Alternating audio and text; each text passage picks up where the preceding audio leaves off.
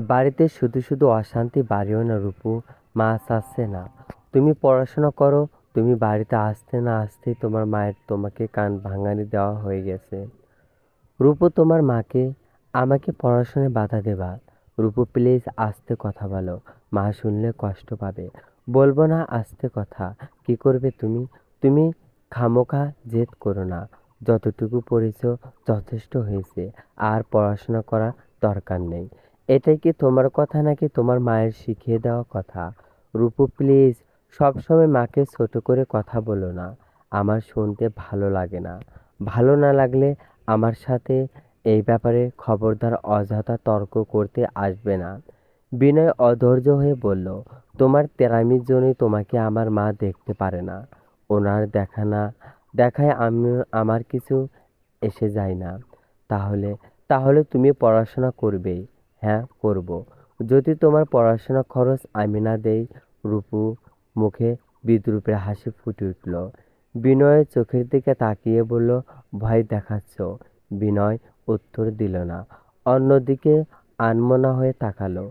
রূপু বলল, বউকে টাকা দিতে মেরুদণ্ড লাগে।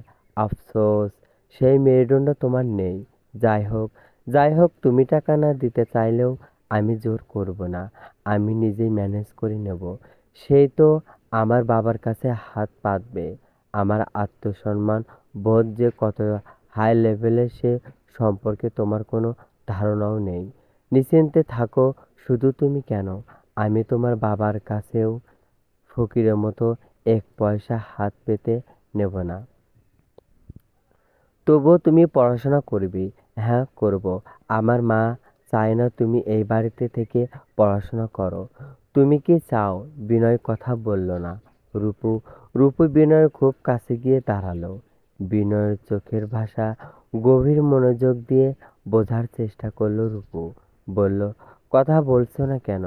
বলো তুমি কি চাও? মায়ের কথার অবাধ্য হওয়া ঠিক না। মা তো আমাদের খারাপ চায় না। আমাদের কথার মাঝখানে দয়া করে বারবার তোমার মাকে টেনে আনবে না।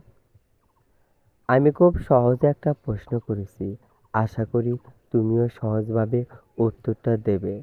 আমার অনুরোধ, তোমার যখন যা লাগে আমাকে বলবে। আমি এনে দেব। তবুও দয়া করে সংসারে নতুন করে অশান্তি ডেকে এনো না। তার মানে তোমার ইচ্ছে না আমি পড়াশোনা করি? না, ইচ্ছে না। তুমি না চাইলেও আমি পড়াশোনা কন্টিনিউ করব। এতে জেদ ভালো না রূপু। এত জেদ ভালো না রূপু। এই বাড়িতে থেকে তুমি জীবনেও পড়াশোনা করতে পারবে না। আমার মা কোনোভাবেই দেবে না। পড়াশোনা করলেই সবাই সুশিক্ষায় শিক্ষিত হয় না। তুমি তার জলজান্ত উদাহরণ। যাই হোক, পড়াশোনা আমি এবার থেকেই করব। তোমাদের মা ছেলের যদি এতই অসুবিধা হয় তাহলে আমাকে ডিভোর্স দিয়ে দাও। রূপুর মুখে ডিভোর্সের কথা শুনে বিনয় আতঙ্কে উঠল। রূপু বলল, আমার মধ্যবিত্ত বাবার এত ঠেকা পড়ে নাই যে মেয়েকে এক গাদা টাকা খরচ করে বিয়ে দেবার পরও মেয়েকে সারা জীবন টানবে। আমাকে যদি এ বাড়ি ছেড়ে চলে যেতে হয় তাহলে সব সম্পর্ক চুকিয়ে দিয়েই তবেই যাব। আমি মাস্টার্সে ভর্তি হতে হতে তোমাকে ভাবার সময় দিলাম। ভালো করে ভাবো। তারপর তারপর আমাকে সিদ্ধান্ত জানাও। বিথিরানী দরজার আড়ালে লুকিয়ে বিনয়ের উপর কথোপকথন খুব মনোযোগ দিয়ে শুনল। তারপর তারপর কেউ দেখে ফেলার আগে চট করে সরে গেল। বিথিরানী একমনে সুপারি কাটছিল। বিনয় মায়ের পাশে এসে বসল। ছেলে মলিন মুখের দিকে তাকিয়ে বিথিরানীর মনটাই খারাপ হয়ে গেল। না, এত সহজে বিথিরানী ছেলেকে ভেঙে পড়তে দেবে না। বিথিরানী বিনয়ের মাথায় হাত রাখল। বলল, মন খারাপ? বিনয় মায়ের কোলে মাথা রাখল। বলল, হুম। বিথিরানী কৌতূহলী হয়ে বলল, তোর বউ কি বলল? ও পড়াশোনা করতে চায় না। তোর কি মত? তোর কি মত? আমার কোনো অসুবিধা নেই। তুমি কি গাধা বিনয়? আজকাল যুগের মেয়ে এখনই তোমাকে দাম দেয় না। আমার সাথে ঝগড়া করে। তোর বউ পড়াশোনা করলে তো তোর সংসারে লাথি মেরে রেখে চলে যাবে। আমি দেখে তোর বাবার সংসার মুখ বুজে বুঝে করে গেছি।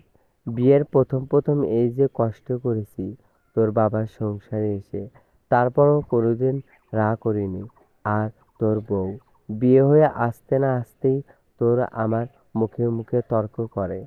এই বউকে যদি তোর সংসারে মায়ায় বাঁধতে চাস, পড়াশোনার ভূত মাথা থেকে যে করি হোক নামা, না হলে সামনে তোর ঘোর বিপদ। বিনয়ের খুব হতাশ লাগছে। মা তো ভুল কিছু বলেনি। রূপুর যদি কখনো খুব ভালো একটা চাকরি হয়ে যায়, তখন রূপু কি বিনয়ের সংসার করবে? কখনোই করবে না।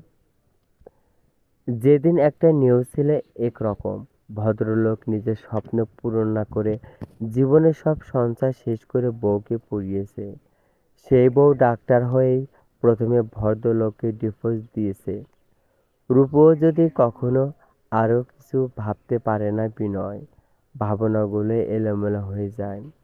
কিছু কি ভাবলি? বিনয় দীর্ঘ শ্বাস ফেলে বলল, না মা, তোর বউকে তোর কাছে সারা জীবন আটকে রাখার জন্য দারুণ একটা বুদ্ধি আছে আমার কাছে।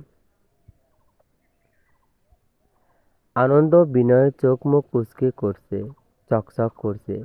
কি বুদ্ধি মা? বিথিরানী বলল, আমাকে একটা ফুটফুটে নাতি এনে দে। বাচ্চা কাচ্চা হয়ে গেলেই দেখবি তোর বউয়ের উড়ু উড়ু মন আর থাকবে না। সারাদিন সংসার বাচ্চা সামলায়, পড়াশোনা ভূত মাথায়ও আসবে না। মায়ের সামনে বসে থাকতেই বিনয়ের কিঞ্চিৎ লজ্জা লাগছে, আবার ভালো লাগছে। বিথিরানী খুব কৌশলে তীব্রভাবে বিনয়ের মাথায় ঢুকিয়ে দিয়েছে, রূপুকে এই সংসারে মায়ে বাঁধতে হলে যে করেই হোক রূপুর মাথা থেকে পড়াশোনা ভূত নামাতেই হবে। না হলেও রূপুকে সারা জীবনের জন্য হারাতে হবে। তখন রূপু মুখে ডিভোর্সের কথা শুনেই তো বিনয়ের অত্যন্ত অন্তর আত্মা কেঁপে উঠছে। না, না, রূপুকে কিছুতেই হারাতে পারবে না বিনয়। কি করে রূপুকে কাছে টানবে বিনয়? বিনয় রূপুকে স্পর্শ করলে যেভাবে স্যাঁতো করে উঠে রূপু, মনে হয় বিনয় কোনো সাধারণ মানুষ না। অগ- আগ্নেয়গিরি ভয়ঙ্কর লাভা। অর্ধেছাদের এক মাথা থেকে আর এক মাথা হাঁটাহাঁটি করছে আর গুনগুন করে পড়ছে। পড়ার ফাঁকে ফাঁকে বুকের সাথে উল্টেটা করে চেপে ধরে রাখা বই থেকে এক নজর চোখ বুলিয়ে নিচ্ছে। তখনই তখনই অয়ন এসে অথয়ের পেছন পেছন হাঁটতে লাগলো। অর্ধ কারো উপস্থিতি টের পেয়ে পেছনে ফিরে তাকালো। অসময়ে অয়নকে দেখে চোখ মুখ কুঁচকে ফেলল। অথয়ের মুখের দিকে তাকিয়ে অয়ন মিষ্টি করে হাসল। অয়নের হাসি মারাত্মক সুন্দর। অর্থ চোখ দুটো বইয়ে নিবদ্ধ করে পড়ায় মনোযোগ দিল। অয়ন গানের লম্বা টান দিল, কেমন আছেন বিয়ান সাব? অর্থ ভ্রু কুঁচকে অয়নের দিকে তাকালো। ছেলেটা মতলব আজ ভালো ঠেকছে না। সেদিন রাতে তুই তোকারি করায় ছেলেটা ভয়ঙ্কর রেগে গিয়েছিল। আজ সুযোগ পেয়ে প্রতিশোধ নিতে এসেছে নাকি? এমন মুহূর্তে ছাদে কেউ নেই। এই বদমাইশটা যদি এখন অর্থকে ছাদ থেকে ধাক্কা মেরে ফেলে দেয়, কেউ দেখবে না। অর্থ কি আর কিছুক্ষণ দাঁড়িয়ে ছেলেটা তামসা দেখবে, নাকি পাশ কাটিয়ে এক দৌড়ে দেবে? অর্থের শুকনো মুখের দিকে তাকিয়ে অয়ন আবারও হেসে ফেলল। বলল, আমাকে দেখে ফাটা বেলুনের মতো চুপসে লেগে গেলেন কেন বেয়ান? পথ ছাড়ুন। অয়ন অর্থের সামনে ঢাল হয়ে দাঁড়ালো। বলল, এত সহজে এত সহজে তো পথ ছাড়ার জন্য পথ আগলে দাঁড়ায়নি। অর্থের এবার সত্যি সত্যি ভয় করছে। ছেলেটা সেদিনের আগে কণ্ঠে বলেছিল অর্থকে দেখে নেবে। অর্থে পাত্তা দেয়নি। আর না রূপু মানা করার পর অয়নের সামনে গিয়েছে। না, এখন কোনোভাবে ভয়টা বুঝতে দেওয়া যাবে না। অর্থে অয়নের সামনে প্রাণপণে স্বাভাবিক থাকার চেষ্টা করছে। অয়ন বলল, আপনার আপনার সাথে ভালো করে পরিচয়ই তো হলো না। অর্থের স্পষ্ট মনে আছে ছেলেটা সেদিন অর্থকে তুমি তুমি করে কথা বলছিল। তাহলে তাহলে আজ হঠাৎ আপনি করে বলছে কেন? আমার পিসি বিয়েন, আসেন খোলাখুলি করি। অয়ন দুই হাত দুই দিকে প্রসারিত করে দিল। অয়থের চোখ মুখ শুকিয়ে গেল। অয়ন অয়থের আরো একটু কাছে সরিয়ে এলো।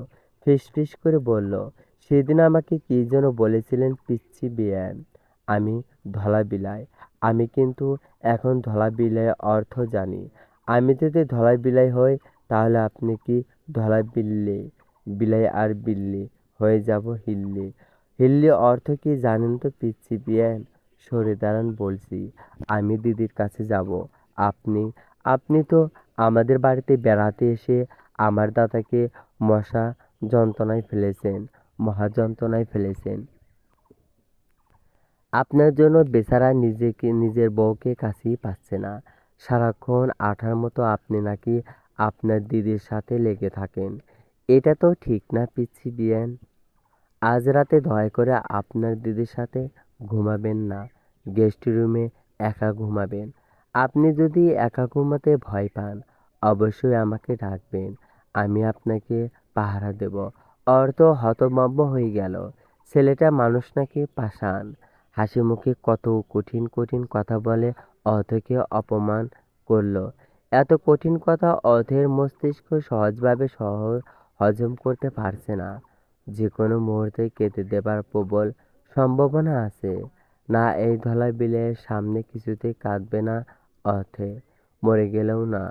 কান্না আটকে রাখতে রাখতে চোখ দুটো লাল টকটকে হয়ে গেল। সুন্দর মুখটা শুকিয়ে পাঙ্কু বর্ণ। কথাগুলো বলে অয়নের এখন খুব খারাপ লাগছে। মেয়েটা বহু কষ্টে অয়নের সামনে কান্না আটকে রাখার আপ্রাণ চেষ্টা করছে। শেষ পর্যন্ত কান্না আটকে রাখতে পারবে না নাকি সঠিক বলা যাচ্ছে না।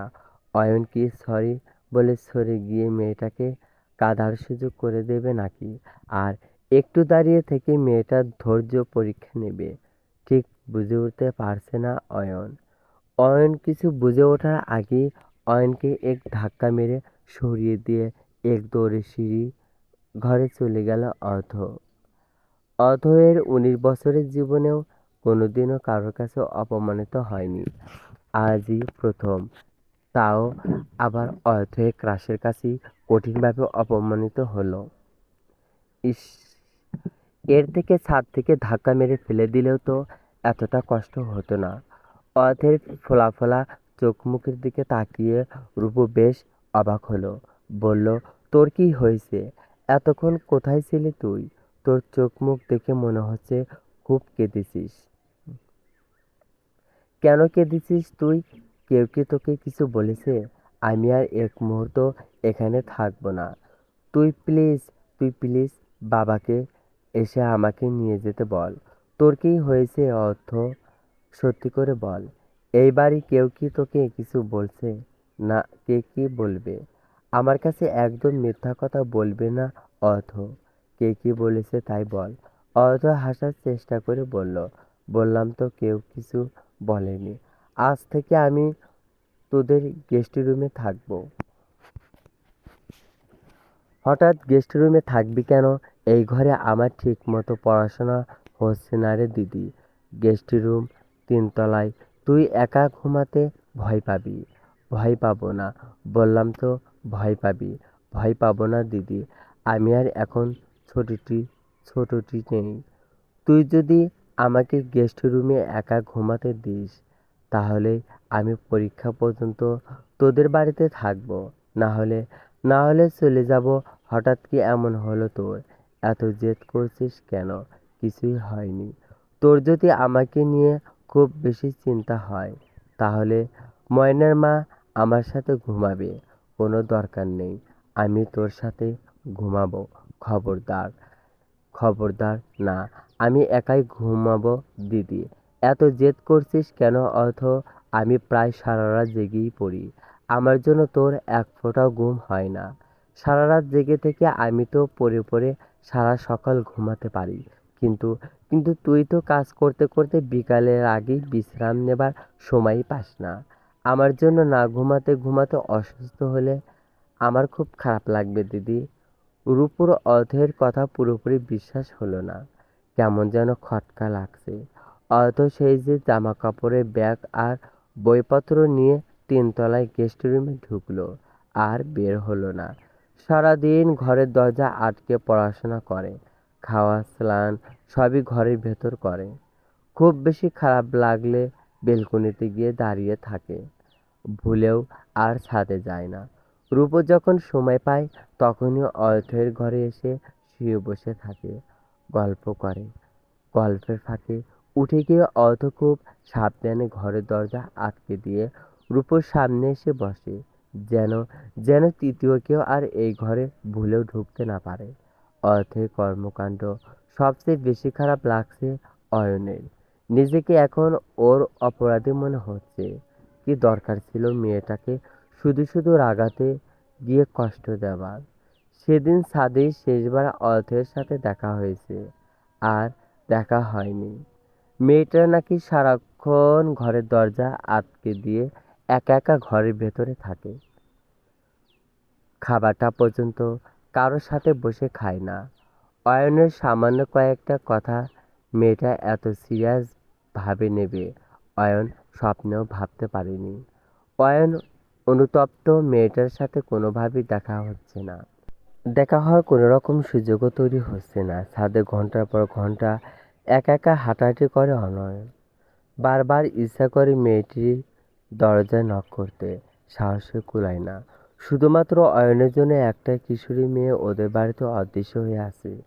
এই ব্যাপারটা কোনোভাবেই মানতে পারছে না অয়ন। লজ্জায় রূপকেও বিষয়টা শেয়ার করতে পারছে না। অথচ মেয়েটাকে বিথি রানীর পছন্দ হয়েছে। শুধু পছন্দ না, বেশ পছন্দ হয়েছে। মেয়েটা আর পাঁচটা গায়ে পড়ার স্বভাবের মেয়ের মতো না, একদম অন্যরকম মেয়ে। না হলে বাড়িতে এত সুন্দর রাজপুত্রর মতো একটা ছেলের চোখের সামনে থাকতেও মেয়েটা সারাক্ষণ ঘরবন্দ হয়ে থাকবে কেন? অথ আসার পরে বলতে গেলে বিথি রানীর দু চোখে ঘুম হারাম হয়ে গিয়েছিল। বিথি রানী ভেবেই নিয়েছিল রূপু ইচ্ছা করে মেয়েটাকে এই বাড়িতে এনেছে, যেন মেয়েটা অয়নের কাছাকাছি আসতে পারে। বিথি রানীও কম না, অথ মেয়েটাকে কিছুদিন কড়া নজরে রেখেছিল। সন্দেহ করার মতো তেমন কিছুই পায়নি। ওলেটেটা বোনের কাছে কিছুদিন ঘুমানোর পর নিজেই তিনতলায় চলে গেছে। তাও আবার সেই যাও না, এবারই মানুষের থেকে পুরোপুরি নিজেকে আলাদা করে ফেলেছে। সারাদিন ঘরবন্দি করে মেয়েটা কি করে বিথি রানী ভেবে পায় না। কৌতূহলবশত বার কয়েক মেয়েটার ঘরে গিয়েছিল। যখনই গিয়েছে তখনই দেখেছে মেয়েটার গভীর মনোযোগ দিয়ে পড়াশোনা করছে। এই মেয়ে নাকি রূপোর থেকেও ছাত্রী ভালো, কোনোদিন পরীক্ষায় ফার্স্ট ছেড়ে সেকেন্ড হয়নি, দেখতেও সুন্দরী। এরকম একটা মেয়ে যদি বিনয়ের বউ হতো কতই না ভালো হতো। বিথিরানী পড়া কপাল, না হলে এমন ঝগড়ুটে বউ কপালে জুটবে কেন? বিথিরানী দীর্ঘশ্বাস ফেলল। অথয়ের কথা আর ভাবব না বিথিরানী। অথ যদি কোনোভাবে এই বাড়িতে বউ হয়ে আসে তাহলে বিথি রানীর কপাল পুড়বে। দুই বোন এই সংসারে বিথি রানীকে টিকতেই দেবে না। রূপকে কোনোভাবে বিনয়ের থেকে আলাদা করতে পারলে সবচেয়ে বেশি ভালো হতো। বিনয়ের জন্য বোধহয় রূপকে তাড়ানো সম্ভব হবে না। গাধাটা দজ্জাল বউটাকে ভালোবেসে ফেলেছে, সে ফেলুক। রূপকে এ বাড়িতে থাকতে হলে বিথি রানীর কথা মতো চলতে হবে, না হলে অন্য ব্যবস্থা নেওয়া যাবে। আপাতত বিনয়কে চাপ দিতে হবে। যে করেই হোক রূপুর মাথা থেকে পড়াশোনা বোধ নামাতে হবে। বিনয় ঘরে এসে দেখল রূপু স্নান করছে, ভেজা চুল দিয়ে টপ টপ করে জল পড়ছে। রূপুর মুখেও বিন্দু বিন্দু জলের কণা লেগে আছে। রূপুকে অন্যরকম সুন্দর লাগছে। বিনয় ঘড়ি দেখল অনেক রাত। এত রাতে রূপু স্নান করছে কেন কে জানে। বিনয় রূপুর কাছে এসে দাঁড়ালো। বিনয়ের দিকে এক পলক তাকিয়ে চট করে সরে যেতে নিল রূপু। বিনয় রূপুকে সরে যেতে দিল না, পথ আগলে দাঁড়ালো। রূপু ভ্রু কুঁচকে বিনয়ের মুখের দিকে তাকালো, বলল, দেখি সরো। বিনয় সরল না।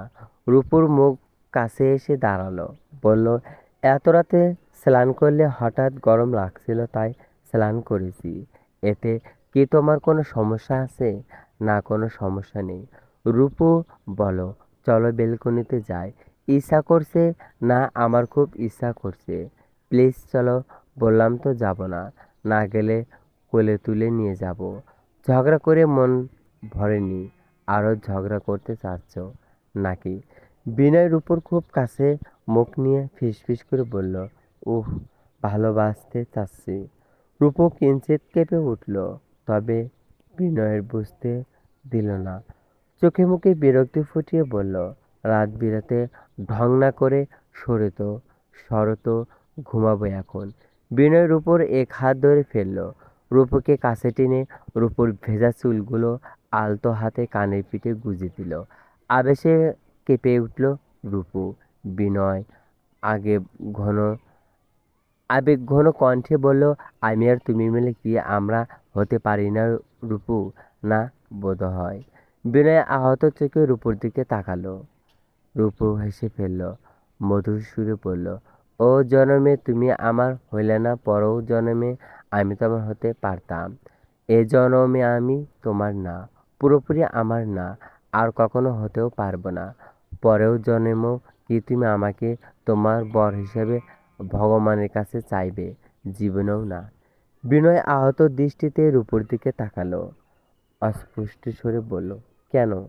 কেন মানুষ এক ভুল কয়েকবার করে? আমাকে বিয়ে করা তোমার জীবনে ভুল ছিল নাকি? রূপু মিষ্টি করে হাসলো, বলল, শুধু ভুল না, মস্ত বড় ভুল ছিল। হাসি মুখে কঠিন কথাগুলো কি সহজে না বলে দিল রূপু। বিনয়ের মন খারাপ হয়ে গেল। বিনয়ের খুব মন খারাপ হয়ে গেল। বিনয়কে সরে যেতে দেখে রূপু বলল, যা করতে এসেছো তা না করেই চলে যাচ্ছ যে? বিনয় চমকে উঠে রূপুর দিকে তাকালো, বিড়বিড় করে বলল, যা করতে এসেছি মানে? রূপু কয়েক পা হেঁটে এসে বিনয়ের মুখোমুখি দাঁড়ালো, চোখে চোখ করে বলল, তোমার মায়ের না খুব নাতির শখ? মায়ের শখ পূরণ করতে এসে এত অল্পতেই অধৈর্য হয়ে গেলে? মায়ের শখ পূরণ করতে দেরি হলে তোমার মা কিন্তু খুব কষ্ট পাবে। তুমি মায়ের আদর্শ ছেলে হয়ে মাকে কষ্ট দেবে, এটা তো ঠিক না। নাও, চটজলদি আমাকে আদর করে তোমার মায়ের শখ দ্রুত পূরণ করে নাও।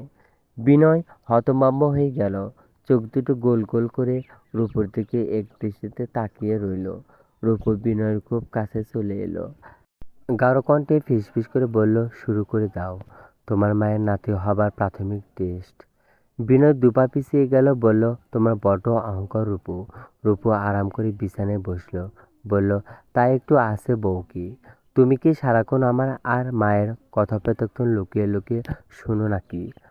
বালাই ষাট, ওসব লুকোছাপা অভ্যাস আমার নেই, বরং তোমাদেরই আছে। বিনয়ের প্রচণ্ড রাগ হয়ে গেল। রূপু কাছে এসে রূপুর দুই হাত আচমকা মুচড়ে ধরল। রূপু ব্যথা পেল, তবে টু শব্দও করল না। গভীর দৃষ্টিতে বিনয়ের রাগে চোখের দিকে তাকিয়ে রইল। বিনয় রূপুর গলায় মুখ ডুবিয়ে দিয়ে চাপা কণ্ঠে বলল, আজ তোমার সব অহংকার ভেঙে গুঁড়িয়ে দেব আমি। ভাঙো দেখি, কেমন বীর পুরুষ তুমি। বিনয়ের আগে ফেটে পড়ল। রূপুর কোমর শক্ত করে হাতে চেপে ধরল। রূপুর বিনয়কে এক ধাক্কা দিয়ে সরিয়ে দিতে চেয়েও দিল না। দরজার দিকে তাকিয়ে রূপু মুখে হাসি ফুটে উঠল। বিনয়কে কিঞ্চিত সরিয়ে দিয়ে বুক থেকে শাড়ির আঁচল ফেলে দিল। একটু উঁচু কণ্ঠে বলল, শাড়িটা কি তুমি খুলবে নাকি আমি খুলে দেব? বিনয় মাথা তুলে অবাক হয়ে রূপুর দিকে তাকালো।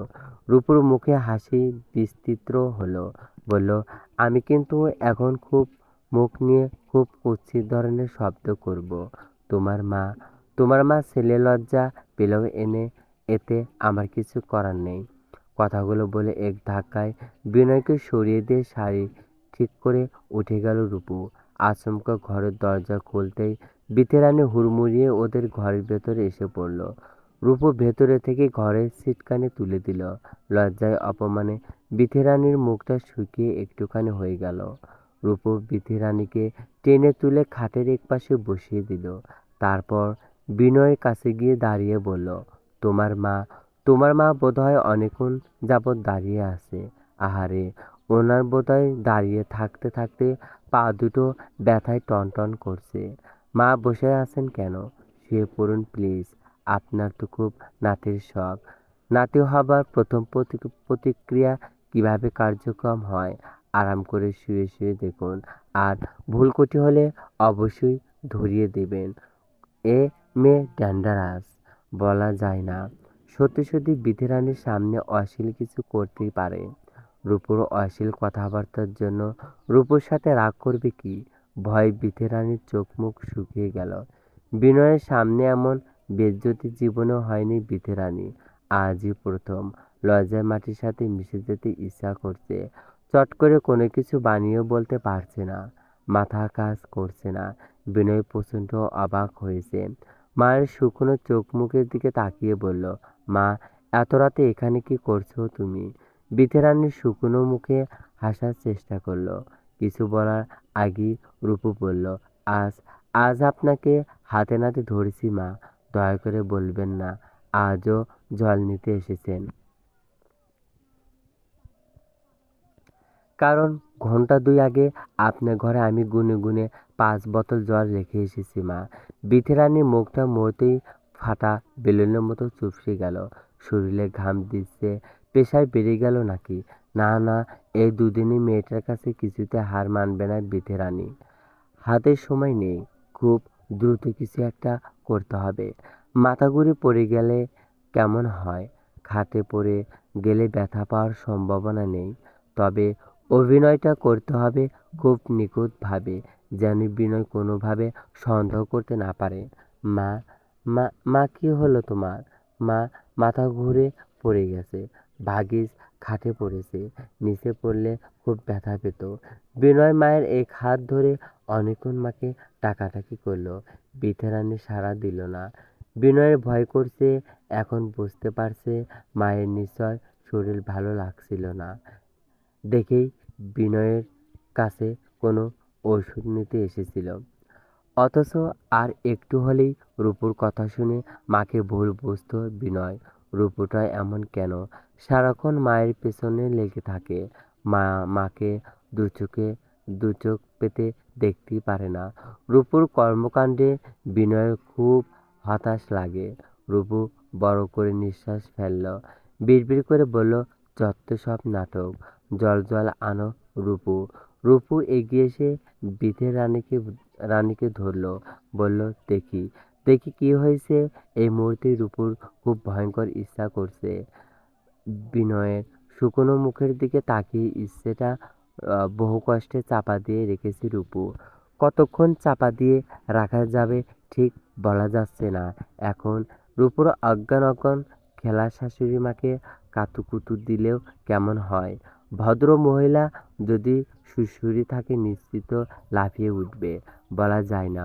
অতিরিক্ত রাগে রূপুকে একটা থাপ্পড়ও মেরে দিতে পারে। কাজটা করে খুব দ্রুত সরে যেতে হবে, যেন থাপ্পড় দেবার সুযোগ না পায়। বিনয়ের সামনে আরো একবার খেলে দেখাবে নাকি রূপু? দ্বিতীয়বার ভদ্র মহিলা ছেলের সামনে কি নাটক করে দেখা যাক। কি হলো, যাও যাও না? কি হলো, যাও না? একটু জল আনো। রূপু দায়সারাভাবে উঠে দাঁড়ালো। আচমকা ভয় জড়ানো চাপা কণ্ঠে মৃদু চিৎকার করে বলল, আগুন, আগুন, আগুন! পাশের বিল্ডিংয়ে আগুন লেগেছে। বিথেরানী লাফিয়ে উঠল। প্রচণ্ড ভয় পাওয়া মুখে এদিক ওদিক চাওয়াচাই করে বলল, কোথায় কোথায় কোথায় আগুন লেগেছে? দেখি সর সর, দরকারি জিনিসপত্র সরাতে হবে। রূপু বিনয়ের হাতে জলের গ্লাস তুলে দিয়ে বলল, ধরো কষ্ট করে। তোমার মায়ের চোখে মুখে জলটা আর ছিটাতে হবে না, পারলে খাইয়ে দাও। বিনয় অবাক হয়ে একবার উপর দিকে তাকালো তো আরেকবার মায়ের দিকে। একটা জিনিস আপনার চোখের সামনে সবসময় ঘুরঘুর করলে সেই জিনিসের প্রতি কোনো আগ্রহ থাকে না, কিন্তু হঠাৎ করে জিনিসটা হারিয়ে গেলে কিংবা ধরাছোঁয়ার বাইরে চলে গেলে কী পরিমাণ আগ্রহ আকর্ষণ যে জিনিসটার প্রতি তৈরি হয় তা কাউকে বলে বোঝানো যায় না। অয়নের ২-৩ রাত ধরে ঘুম হয় না। মাত্র কয়েক সেকেন্ডের জন্য হলেও অর্থকে ভীষণ দেখতে ইচ্ছা করে। অনুতাপে পড়তে পড়তে বলতে ইচ্ছা করে, আমি খুব সরি অর্থ। এরকম ভুল আমার আর কখনো হবে না। প্লিজ তুমি স্বাভাবিক হও। তোমার নির্বাসিত জীবন আমি আর মেনে নিতে পারছি না। আমার খুব অসহ্য লাগছে। কথাগুলো মনে মনে হাজারবার বলা যতটা সহজ, সামনে দাঁড়িয়ে বলা ততটাও কঠিন। যতই কঠিন হোক, তারপরও বলবো অয়ন। অভিমানী মেয়েটা অয়নকে কি পরিমাণ কষ্ট দিচ্ছে তার কোনো ধারণা নেই। গভীর রাতে ছাদে হাঁটাহাঁটি করতে অয়নের একটু ভয় ভয় লাগছে। তারপরেও হাঁটাহাঁটি করছে অয়ন। ইচ্ছা করছে অর্থের দরজায় নক করতে, সাহসে কুলাচ্ছে না। সারা রাত জেগে থাকতে থাকতে কখন ভোর হয়ে গেল অয়ন টেরও পেল না। খুব ভোরে অয়ন গিয়ে দোলনায় বসল। তখনই অর্থের ঘরের দরজা খোলা খুট করে শব্দ হলো। অয়ন রিস্ক নিল না। অয়নকে দেখে যদি অর্থ মুখের ওপর দরজা বন্ধ করে দেয়। অয়ন দ্রুত সরে গেল। অর্থকে চারপাশটা ভালো করে দেখে নিল। না, এখনো কেউ ঘুম থেকে ওঠেনি। সারা রাত জেগে পড়তে পড়তে অর্থের মাথা ব্যথা করছে। এখন এক পাশ না না এক পাশ চা না খেলেই না। অর্থ ব্যস্ত হয়ে চটজলদি চা বানিয়ে দ্রুত ঘরে চলে গেল। ঘরের দরজা বন্ধ করে দিয়ে বিছানার দিকে তাকাতেই অয়নকে অর্থের বই জড়িয়ে ধরে সাহেবী স্টাইলে শুয়ে থাকতে দেখে ভূত দেখার মতো চমকে উঠল অর্থ। অয়ন অর্থের ভয়ার্ত মুখের দিকে তাকিয়ে মিষ্টি করে হাসল। বলল, কেমন আছেন পিয়ান সাহেব? আপনি এই ঘরে কখন এলেন? যখন আপনি ছিলেন না। অয়ন উঠে দাঁড়ালো। খুব সুন্দর করে হেঁটে এসে অর্থের হাত থেকে চায়ের কাপ নিয়ে আয়েশ করে চায়ে চুমুক দিল। অর্থ রাগ, দুঃখ, ক্ষোভে, ভয়ে কথা বলতেই ভুলে গেল। যদি গল্পটি ভালো লাগে অবশ্যই কমেন্টে জানিয়ে দেবেন। আপনাদের কমেন্টটি পেয়ে গেলে পরবর্তী পার্ট দ্রুত আপলোড করার চেষ্টা করব। প্লিজ চ্যানেলটি সাবস্ক্রাইব করবেন, ভিডিওটি শেয়ার করবেন। ধন্যবাদ সবাইকে। এখন থেকে পরবর্তী পর্ব এই ইউটিউবে আপলোড করা হবে। প্লিজ সবাই সাবস্ক্রাইব করবেন ও ভিডিওটি শেয়ার করবেন। চলবে।